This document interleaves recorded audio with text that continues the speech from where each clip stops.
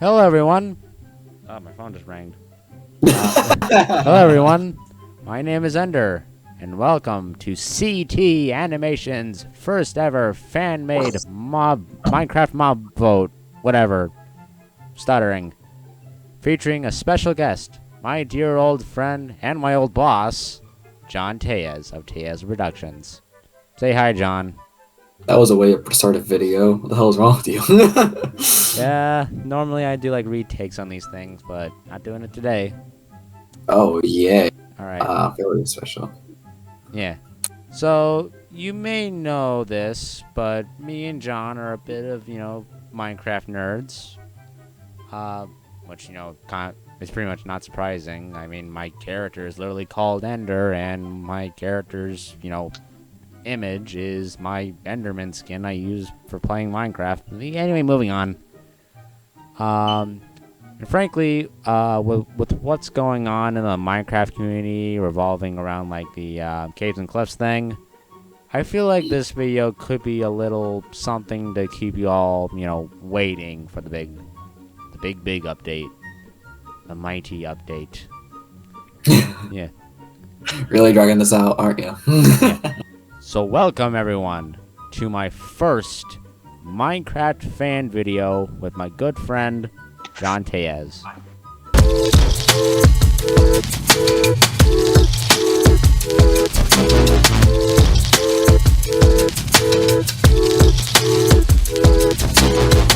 So, to start us off, John will be explaining his mob, the Salamander. So, care to explain what the Salamander does? Thank you, Jeff. Right. Well, the salamander lives in another dimension, of course. Where else would he live? He's a fire lizard thing. The creature's completely made of fire. And if the player interacts with the salamander, it will catch on fire. What the is this typing? The player will catch on fire, is what we're trying to say. The creature can also be found in biomes, in all biomes of the Nether except for the Ward Forest, because I thought it'd be interesting because it's blue. This thing is red. Ta-da! Ta-da! The creature is mainly passive unless provoked, kind of like a spider, like a spooter. The creature will shoot a round of fireballs until it is out, in which the salamander will retreat. It will also call for any nearby salamanders. I don't know what the hell that squeal would sound like. It was, I don't know. The salamander usually spawns in a pack of 4, unless you want to die, but can rarely be spawned by itself, unless you don't want to die. Salamander is a rare find. These creatures cannot be tamed, but can be bred by crimson mushrooms and pork chops, in which they will lay 1 salamander egg. That's right, there's eggs in this game. Other eggs than the ender dragon egg. Because screw that, that can't be the only reptile in the game, can it? I'm making this freaking stretch out too much. A pack will spawn 1 male and 3 females, which also means that the women are the dominant species. The females are the most aggressive, while the male is passive. If a baby or adult salamander is brought out of the nether, they will immediately try to find the nearest lava pool.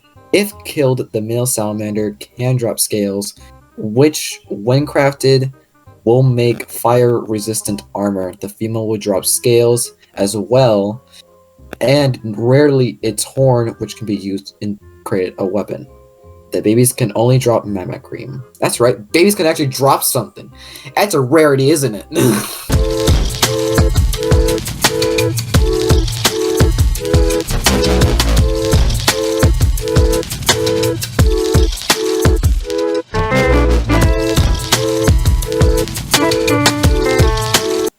So my mob is the Nether Spore.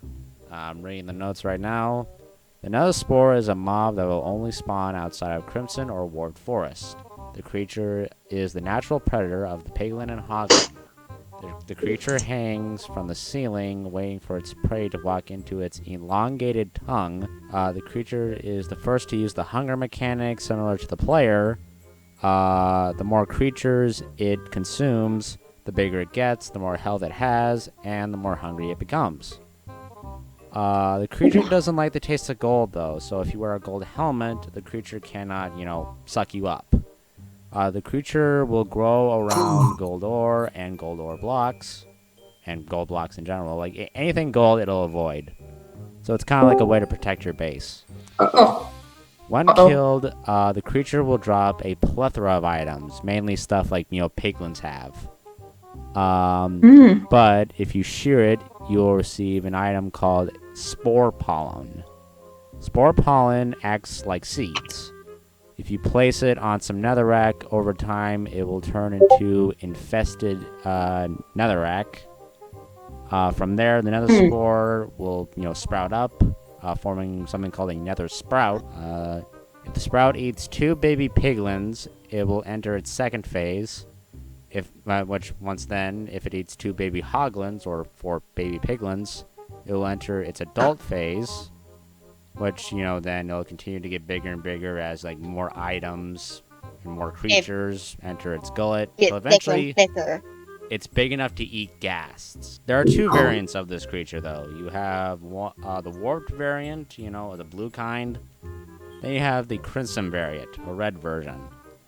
Fun fact, the warped nether spores have a higher chance of dropping non-nether items, so like iron, maybe leather. But one thing I do want to make clear is that these things have a very rare chance to actually drop Eyes of Ender. That's what really makes these things you want to kill these things.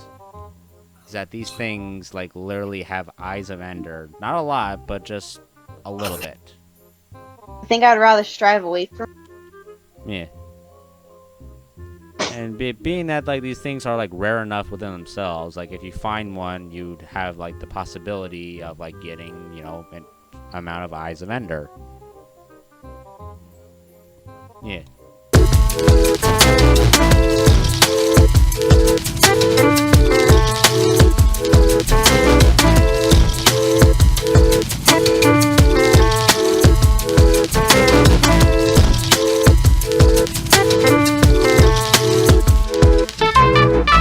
So yeah, not really that much to talk about. Just a little thing I wanted to do as a little side project. And John and Anthony just tagged along.